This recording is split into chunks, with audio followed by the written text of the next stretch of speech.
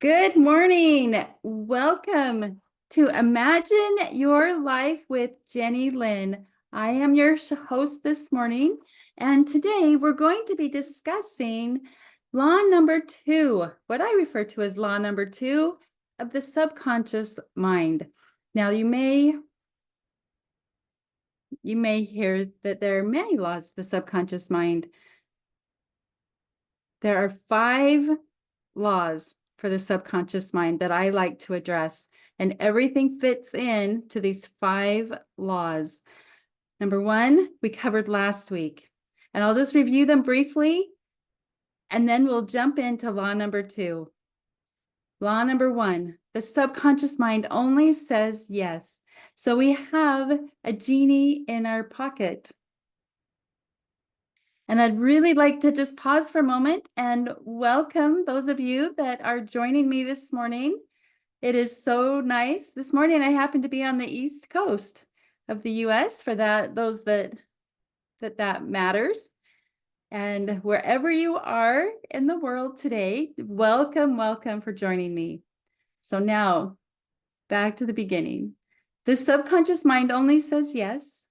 There is no judgment in the subconscious mind, which is what we will be talking more about today. Cannot tell the difference between what is real and what is imagined. Does not accept negatives, and it only thinks in pictures. And today, we're just going to focus on and discuss more about this concept of the subconscious mind. There's no judgment in the subconscious mind.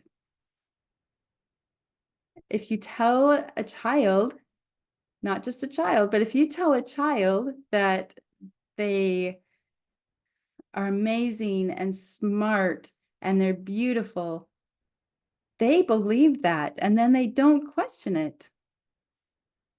If you tell a child that they are dumb and stupid and kids are supposed to be seen and not heard, well, then they believe that too.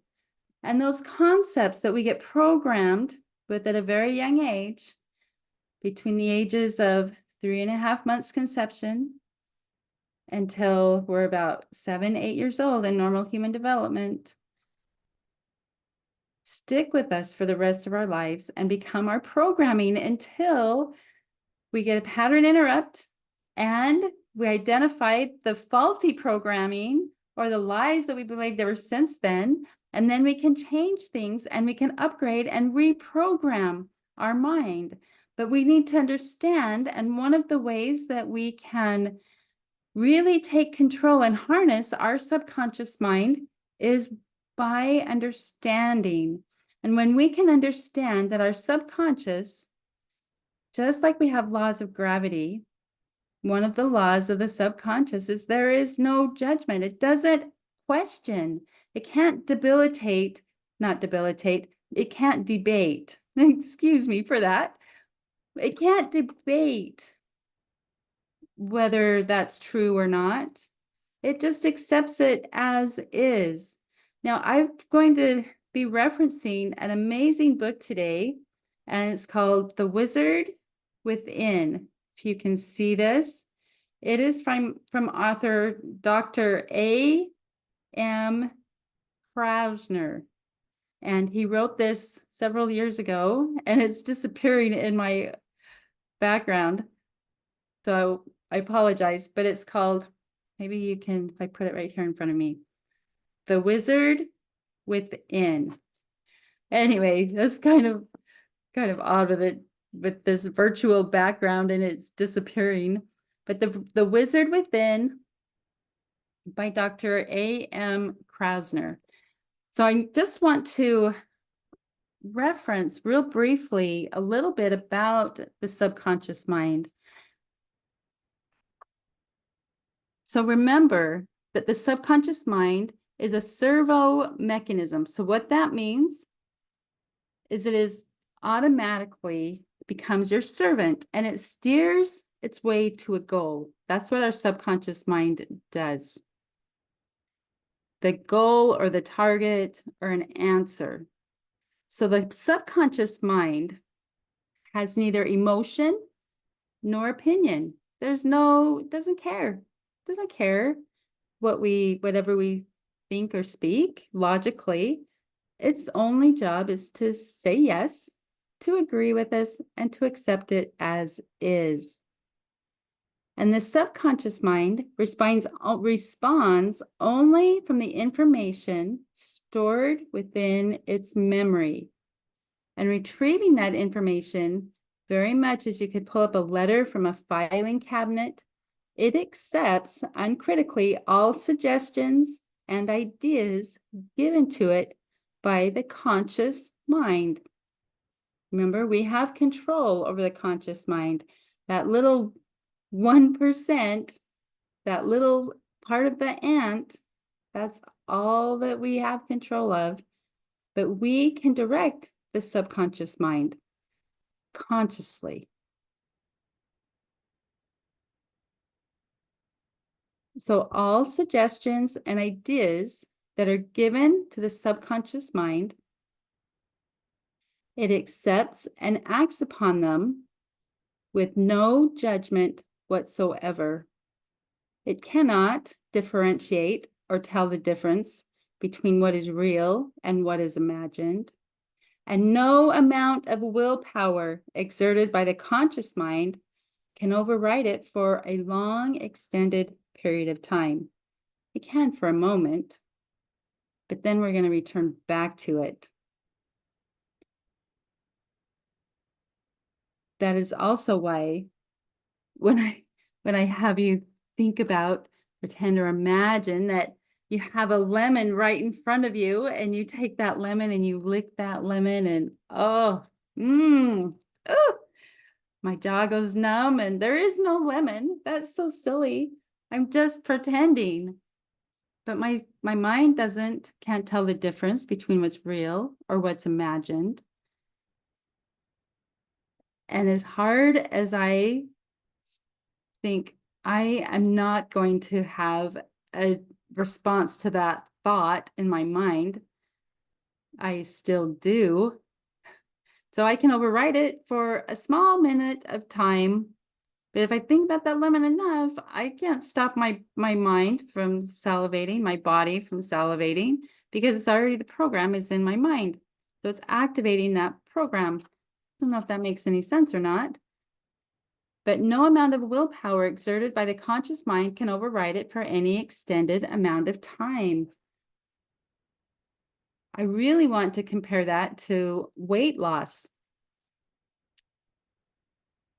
That when you're working on weight management, I much prefer that term, and you're thinking about, and you have a plan consciously, and you begin following that plan, and you exert that plan, and you say, okay, this is what I'm going to do. I'm very strong, and you're using your willpower, and you can lose a few pounds. You could even lose 100 pounds just using willpower. If you eat less, exercise more, burn more calories, you will lose weight. That is the natural law of the body. But then within time, if you have not changed your subconscious programming to match what you want consciously, you will gain that weight back. I work with individuals that it seems that when people find me for hypnotherapy, they're like, oh my gosh, I've tried blah, blah, blah, blah, blah, blah, blah, blah, blah. And they've gone through multiple programs, and some of them have been very successful. I have one gal that I'm working with that has lost 150 pounds with another program with the same name as me.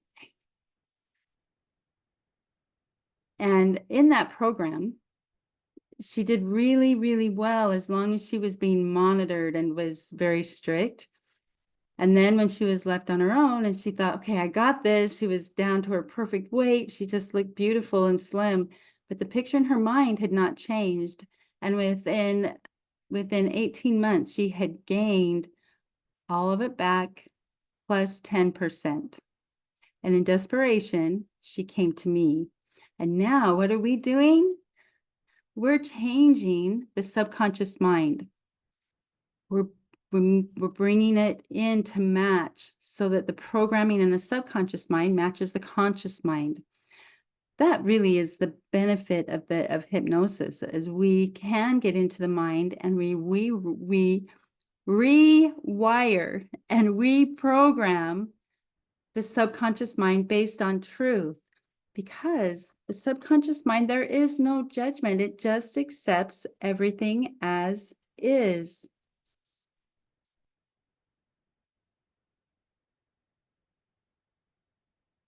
The subconscious mind is like a computer, and it can be reprogrammed to change habits and attitudes to change your life. How does the subconscious mind think? Unlike the conscious mind, which can think both inductively and deductively. What does that mean? The subconscious mind can only think inductively. The subconscious mind takes the information inductively. That means it's given to you. To deduct, I'm using these big words. Deductively really means that you can come up with the solution yourself. That's logically, that's the logical thinking brain. And so logically, we can deduct and come up with a solution. Then the subconscious mind takes that and it draws from the stored information that we have in our mind to create an opinion and judgment.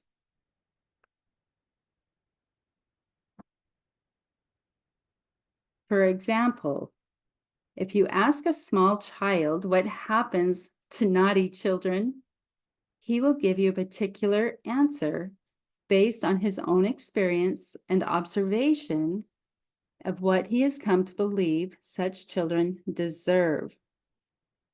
The same process occurs when an adult is asked any general question. We go back through our mind and our subconscious searches the memories and, okay, when did I answer this before? When was this correct before? When did this work for me in the past? And then it deduces that, and then we act upon that information from our subconscious mind.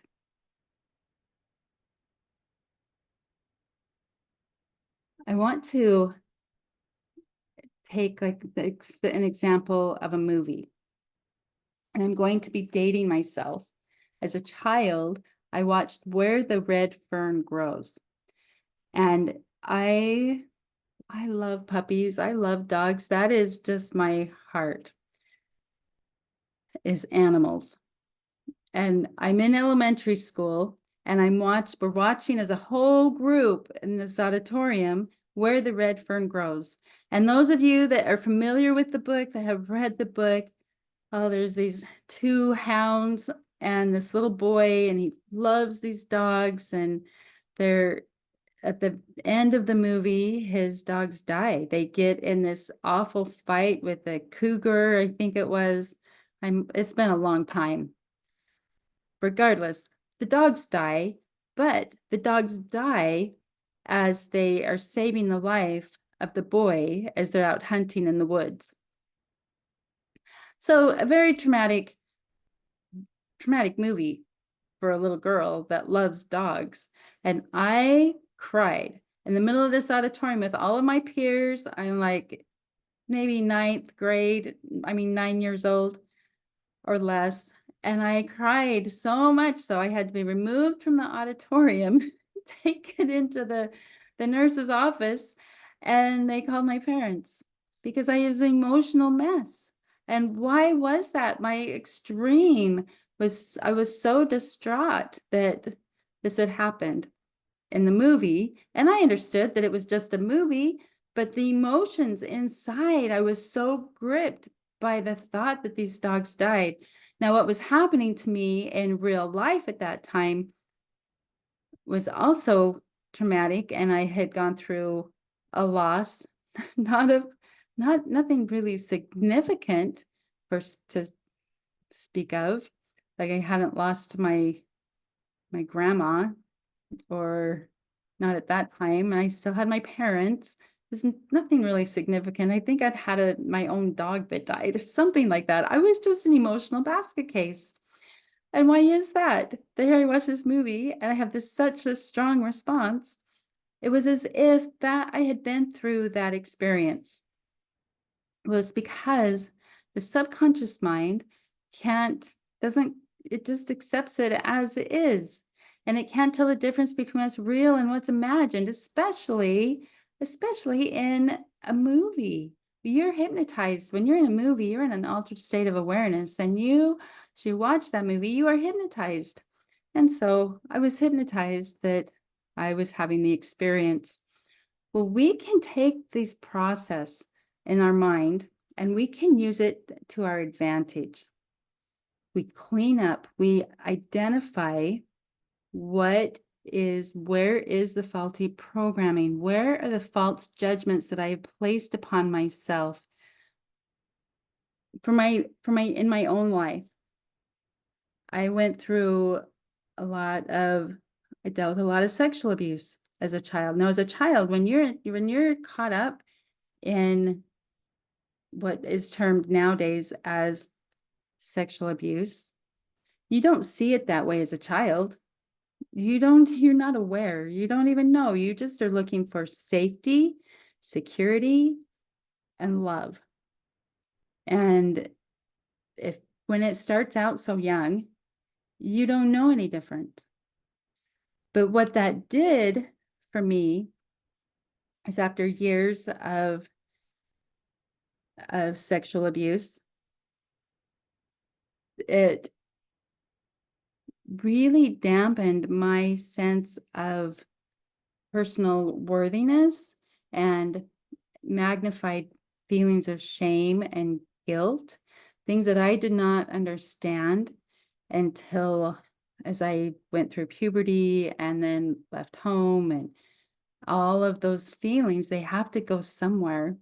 And I wondered why I kept tripping, why I couldn't be successful in business, why I was having such a hard time with yada, yada, yada, yada, yada, right? And then as I discovered and went in within myself, and I began to discover the lies that I had believed ever since then, and you unlock those memories because things have to come forward. Feelings buried alive never die.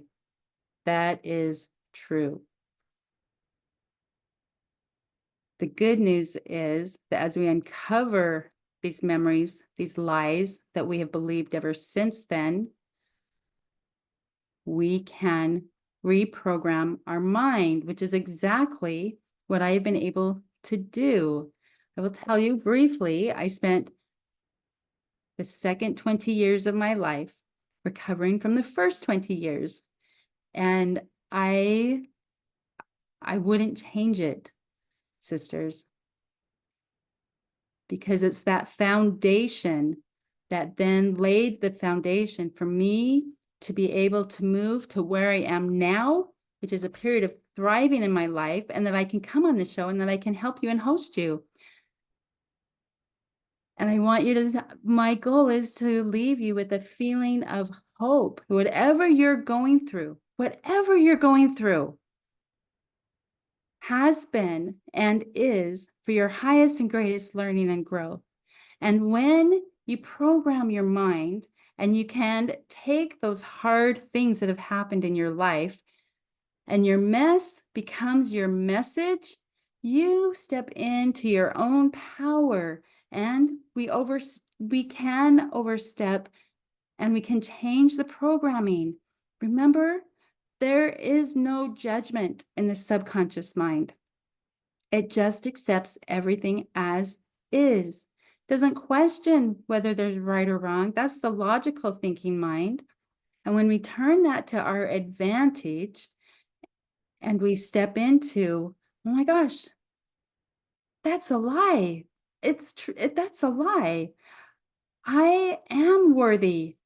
I am worthy of success. I am worthy of love. I am worthy of being happy and a happy family. And I am powerful. I am amazing. I am incredible. Oh my goodness, I have gifts and talents I haven't even discovered yet, and I'm discovering them every day. When I step into that power that I am a daughter of my heavenly parents who love me and I love them, I become a very powerful individual that I've always been. It just was muddled with all of this lies around me. And as we begin to harness our own personal power, we first discover the lies that we've believed about ourselves ever since then. And when we can discover those lies and change it to truth, then we can start to reprogram our mind, right? Because the subconscious doesn't judge, it only accepts as is, which moves me into something that I call mirror work. And I don't just call it that, psychologists call it that. Like that's what it is, mirror work. When you stand in front of a mirror and you look yourself in the eyes and you tell yourself, I am a winner. I am going to have a great day today. I am strong. I'm an overcomer. I've overcome so many things in the past and I can climb mountains. I've done it in the past and I can do it again. And I'm going to have a great and amazing day today. When you stand in front of the mirror and you speak positive messages based on truth, you begin to reprogram your brain. That is the fastest way to strengthen and solidify the neural connections in the mind, in the brain. And now I'm jumping into science because it is true. The way our brain works, we have all these nerve pathways. And as we strengthen and what we speak is going to strengthen those pathways. Now, we do this on the negative side quite consciously. And I was doing it for years without, like get up in the morning, look in the mirror. Oh my gosh, my hair's a mess. I'm a mess. It's going to be so, I don't want to get out of bed today. Gosh, what am I doing? I can't do this.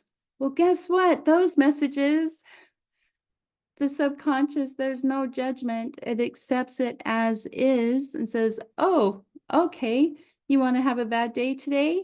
Well, I'll make sure that you have a bad day today. So then what happens? I walk out of my room and I trip over my feet, fall flat on my face. That's happened to me before, probably more than once. And why is that? Well, my subconscious it's working for or against me consciously, right? But really, it's always working, following these laws, because what I think or speak, the subconscious only says yes and agrees with me and goes to work to make it so. And there's no judgment. It doesn't question at all. It just accepts it as is. It's not even capable of throwing judgment. But we can harness that law and we can begin to use it through and for our advantages. And the number one way to do that and accelerate the reprogramming in your life is through mirror work. I said that again. I said that once, but it is so important. That is my message for today. If you will stand in front of the mirror and every morning when you're brushing your teeth, just brush your teeth. Think, oh, every day, every time I look in the mirror and I brush my teeth, I repeat in my mind, I love you. I love and accept you. Meaning, I love and accept myself. Sisters, when we can love and accept ourselves, then it doesn't matter what the world thinks. It doesn't matter because we're okay with us. And how do we get to that? It doesn't just happen overnight. It begins with our self-talk, the messages that we say to ourselves, and to accelerate who you are, where you've been. Begin to uncover the lies in your life that you've been following unconsciously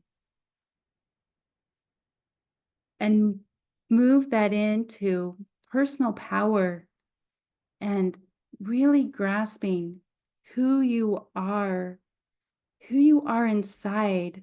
And then when you can look in the mirror and you can say, and wow, wow, I do love and accept you. The whole world changes because when you can love and accept yourself, boundaries in your life become clear. You can see when has been a boundary crossing. You can see and claim your own personal power. And as we claim our own personal power and our own personal worthiness, then we can better identify and love others. It's impossible to give away something that you don't have. And if you don't feel loved yourself, it becomes much more difficult to really love others and then to feel that love within ourselves. But when we can move into being our own best friend in this world, what else matters? And when we can, some of you might live alone, and it might just be you, and you might feel lonely. Well, you get to be your own best friend, because when you are okay with being you, you will attract. That becomes very attractive.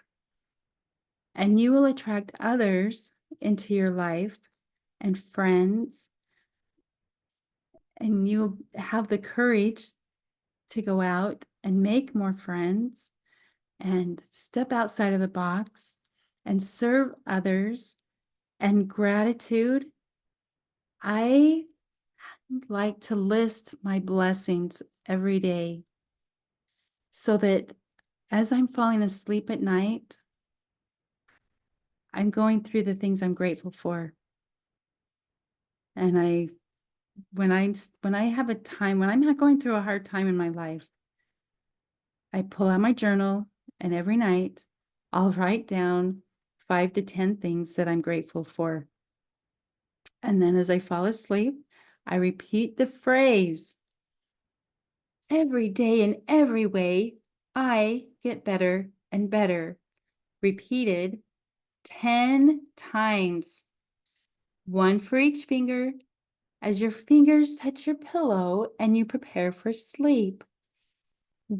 When we do this, it's a very simple way, one of the best ways to get your subconscious mind working for you while you sleep, because what you think about right before you fall asleep is what your brain processes and thinks about all night long, just accepts it as is. And if you're going to bed thinking about the really bad day that you just had, well, guess what? As you sleep, that's all going to go into a file called How to Have a Bad Day. And the next day, you are bound to having another bad day. When you take that very same bad day and you go to bed and you're falling asleep, and as your fingers touch the pillow and you prepare for sleep, you repeat in your mind the phrase, every day in every way, I get better and better, repeated 10 times as you fall asleep. Now you've given your brain a problem to solve, which is what our brains love to do, is solve problems. And now, the next day, you'll be a little bit better. And when you compound that over time, that turns into many good days, many good weeks, many good months, many good years, and an amazing life. And it really is that simple.